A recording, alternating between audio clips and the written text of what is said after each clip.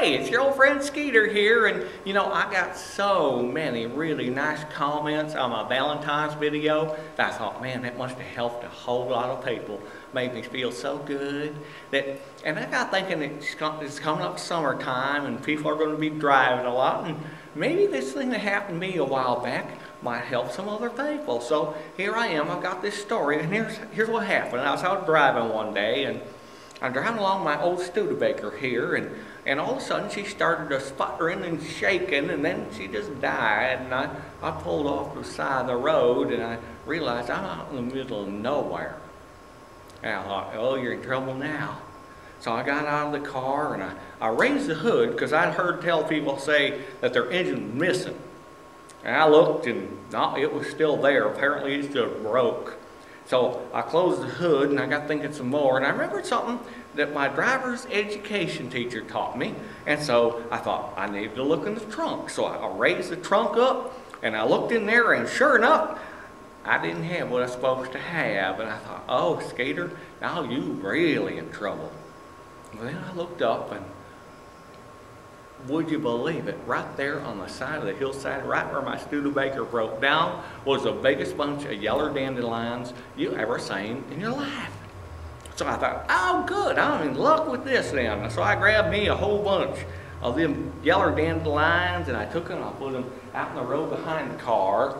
And then I took a whole bunch of more yeller dandelions, I got them together, and I put them in the road out in front of my car, and then I commenced to waiting. And I didn't have to wait too long. I figured somebody would come along, and sure enough, here comes this car down the road, and would you know it, of all people, it was Cousin Bernard. He pulled over and said, Skeeter, what happened? I said, I was just driving along, and all of a sudden she started sputtering and shaking, and then she just quit. He said, well, I think we can get you some help here. And he pulled out this, well, he's got one of those fancy cellular phones, and so he called me a tow truck, and then we commenced to wait.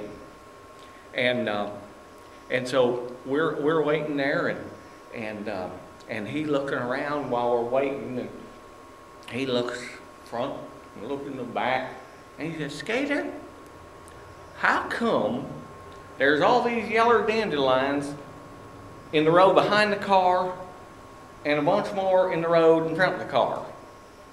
I said, Cousin Bernard, don't you remember anything they taught us in driver's education? They told us if the car should ever break down alongside the road, we should get ourselves a bunch of flowers and put them in the back of the car, and a bunch of flowers and put them in front of the car. So that's what I'd done. Now, he looked at me like I'd grown another head, and he got that funny little twitch in the corner of his mouth he gets sometimes. I just don't understand that man at all. But hopefully you do, and hopefully that's helpful to you, so that if, God forbid, while you're out driving this summer, your car breaks down, now you know what to do. And if your travels should happen to bring you up here to Traverse City, Michigan, you be sure to look up your old friend Skeeter, okay? God bless.